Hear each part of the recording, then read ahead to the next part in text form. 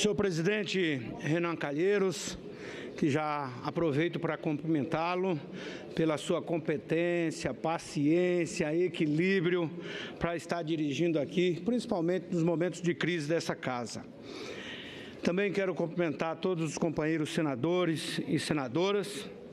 Dizer, senhor presidente, que o parlamento é um espaço para que temas de relevância sejam discutidos exaustivamente, até que se encontre o melhor caminho a seguir. População brasileira que nos acompanha pela Rádio e TV Senado, Agência Senado e demais veículos de comunicação, que transmitem ao vivo esse plenário com uma audiência recorde, que demonstra claramente o interesse da população por essa sessão histórica. Quero dizer que o povo de Mato Grosso, minha terra natal, que me deu a oportunidade de estar aqui no parlamento por 6 mandatos consecutivos como deputado federal e agora como senador, quero dizer que nesses 25 anos como parlamentar no Congresso Nacional, já vivenciei muitas dificuldades. Este é o 2º processo de impeachment que participo. Vi o país enfrentar crises políticas e econômicas, mas nunca as duas ao mesmo tempo, como acontece agora.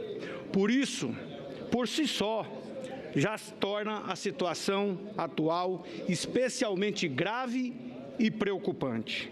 O Brasil precisa da reforma política, com a qual nós todos comprometemos nas últimas eleições. Ela, sem dúvida nenhuma, é a mãe de todas as reformas. E dela virão o devido apoio popular para as reformas tributária, previdenciária, trabalhista e ainda um novo pacto federativo que os prefeitos e vereadores tanto reivindicam, principalmente em suas marchas, como a 19ª edição que acontece aqui nesta semana, cuja crise atual trouxe o maior número de prefeitos a Brasília. E hoje lá estive, ouvindo deles as mais variadas dificuldades, pois a maior parte do que se arrecada fica concentrada na mão do governo federal e do governo do estado. A cada dia, o governo cria os programas e as responsabilidades são imputadas ao prefeito. Ele, que não tem de onde fugir, está lá sendo cobrado no dia a dia por toda a população.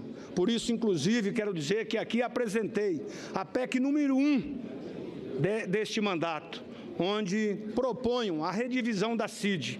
Tudo que se arrecada hoje no Brasil, só 7,2% da CID vai diretamente para os municípios. E a nossa proposta, que já foi aprovada na Comissão de Constituição e Justiça, prevê que 1/3 fique com o governo federal, 1/3 com os governos do estado e 1/3 com os municípios, trazendo mais condição igualitária.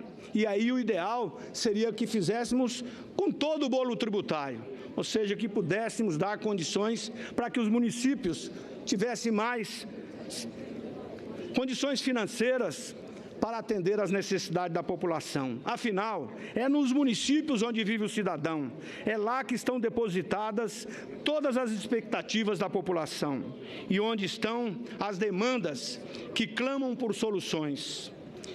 Eu estou certo de que precisamos promover o reordenamento institucional. Nos debates na Comissão Especial do Impeachment, onde represento o bloco moderador, alertei e reforço o que disse. Precisamos urgentemente fortalecer o diálogo entre os governos, o parlamento e o povo, para a boa execução das políticas públicas e controle dos recursos.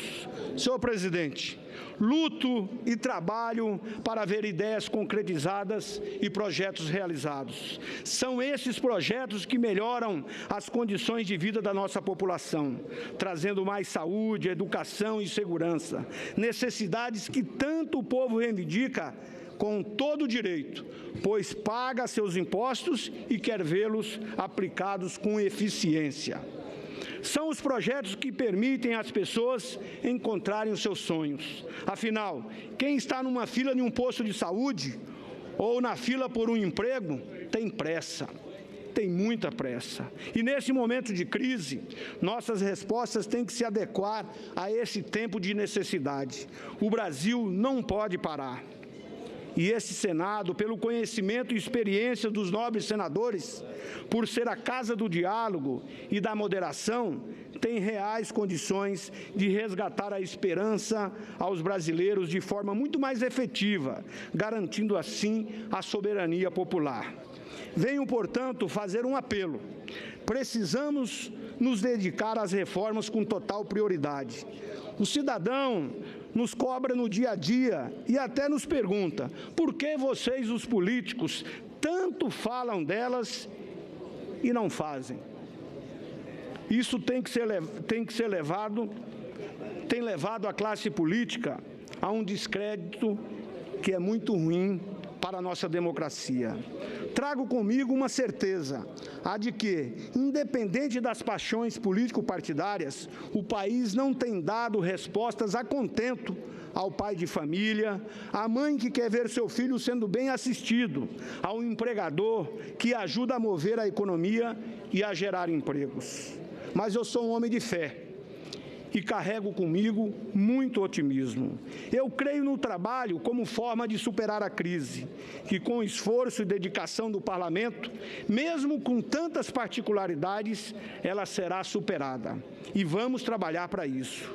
O Brasil é um país grande, formado por um povo ordeiro, que foi às ruas se manifestar de forma pacífica e sem causar qualquer incidente grave. Tanto os que defendem o impeachment, quanto os que são contra, todos merecem nossa admiração e respeito, porque isso representa o fortalecimento da nossa democracia. E quero aqui destacar, senhor presidente, a participação dos jovens, das famílias, em todos os movimentos organizados. Destaco ainda que é momento de nos dedicarmos a um projeto que leve em consideração a soberania popular, onde o Congresso tenha papel de protagonista na condução dessa nova fase da política brasileira.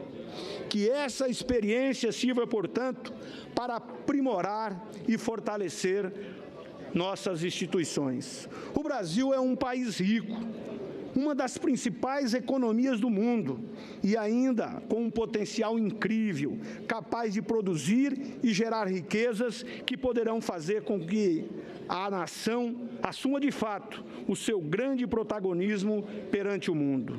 Peço a todos que façam essa reflexão e rogo a Deus que nos ilumine nos desafios que iremos enfrentar. Senhor presidente, assim como votei na comissão especial na semana passada pela aprovação do relatório, voto agora pela admissibilidade do processo. E quero aqui também, mais uma vez, não só parabenizá-lo, como todos aqueles que estão conduzindo esse processo. O nosso presidente Raimundo Lira na comissão, também o relator Anastasia, pelo equilíbrio.